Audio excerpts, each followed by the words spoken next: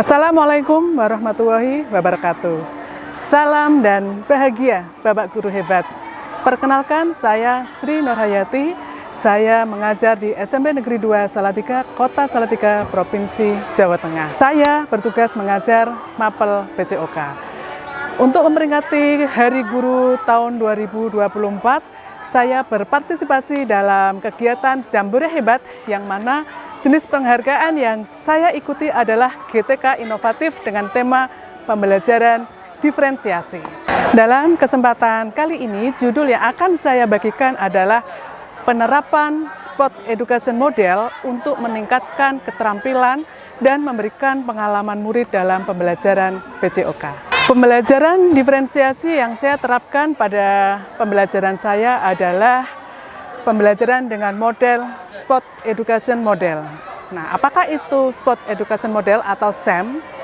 SEM adalah suatu pendekatan pembelajaran yang menawarkan pengalaman belajar murid yang lengkap dengan konteks kehidupan nyata di bidang olahraga. Oleh karena itu, model pembelajaran SEM ini saya terapkan dan saya praktekkan di kelas 7 dengan tujuan memberikan pengalaman kepada murid-murid untuk kehidupan nyata di bidang olahraga. Tantangan yang saya hadapi untuk mencapai tujuan pembelajaran dengan model Spot Education Model ini adalah siswa masih kebingungan dalam memilih peran karena merasa belum mempunyai pengalaman di dalam peran-peran tersebut. Dan tidak semua siswa memiliki keterampilan kerjasama tim yang baik. Baiklah, dokumentasi dari proses pembelajaran model SEM ini yang sudah saya lakukan di kelas 7F dengan melalui tahapan-tahapan SEM antara lain. 1. Pengelolaan musim.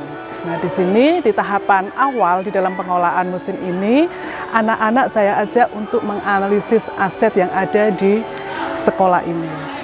Nah, setelah menganalisis aset, anak-anak menentukan cabang yang akan dipertandingkan sesuai dengan aset yang dimiliki sekolah.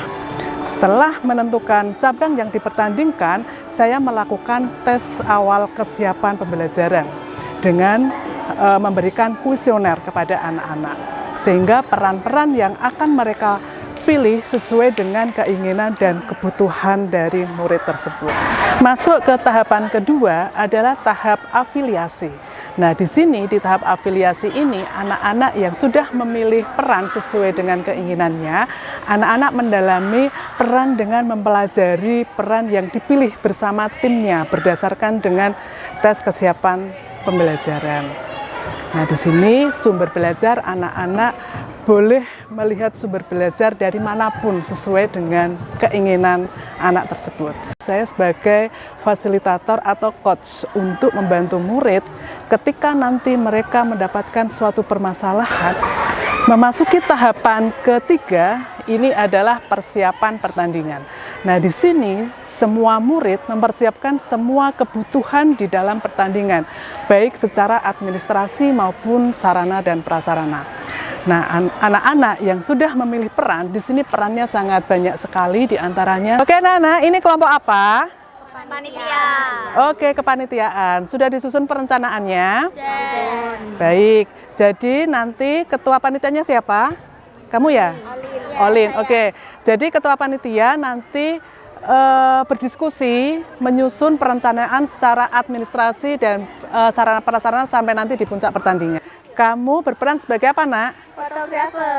Oke, fotografer. Kalian peran apa? Supporter. Baik, untuk menjadi supporter tentunya harus menjadi supporter yang baik. Kira-kira rencana kamu apa? Kayak membuat mading dari karton gitu. Oh, jadi seperti infografis begitu. Masuki tahapan keempat adalah puncak pertandingan.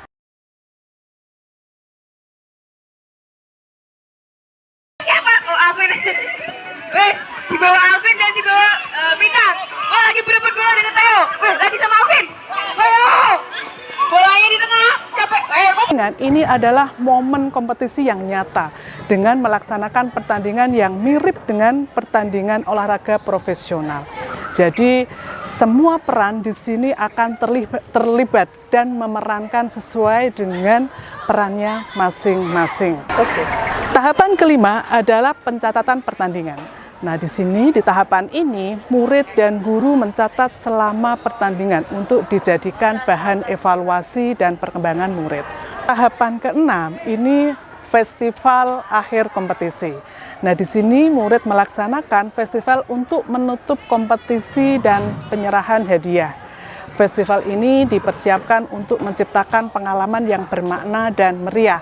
Nah, di sini peran anak-anak yang memiliki kemampuan untuk di bidang seninya, mereka misalkan untuk menampilkan dance ataupun cheerleaders. Nah, di sini di festival akhir kompetisi ini mereka dapat menampilkan sehingga semua peran yang diinginkan dari anak-anak ini akan terfasilitasi. Tahapan yang terakhir adalah refleksi dan evaluasi.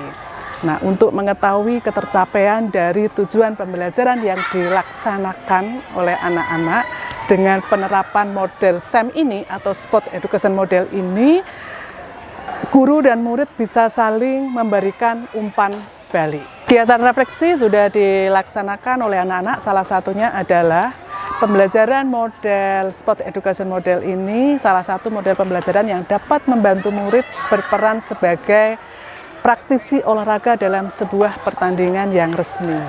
Yang kedua, perasaan anak-anak sangat senang karena dapat melatih kemandirian dan kreativitas proyek yang diberikan untuk menyelenggarakan sebuah pertandingan dan dapat memberikan kesempatan murid untuk mempelajari keterampilan, taktik, strategi, peraturan pertandingan sesuai dengan kemampuan dan minatnya.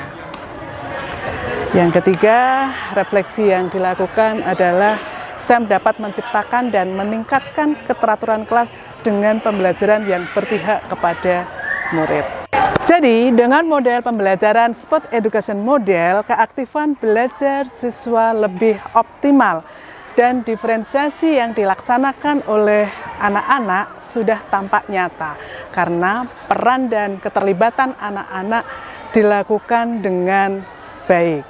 Selain itu, pendekatan diferensiasi yang sudah saya laksanakan perlu diperkuat lagi karena siswa dapat melaksanakan kemampuan keterampilannya di dalam pembelajaran sesuai dengan kebutuhan belajar yang berbeda.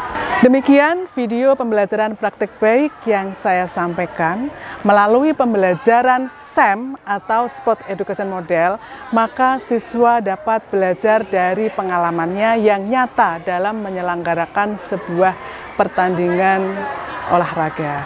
Demikian, terima kasih.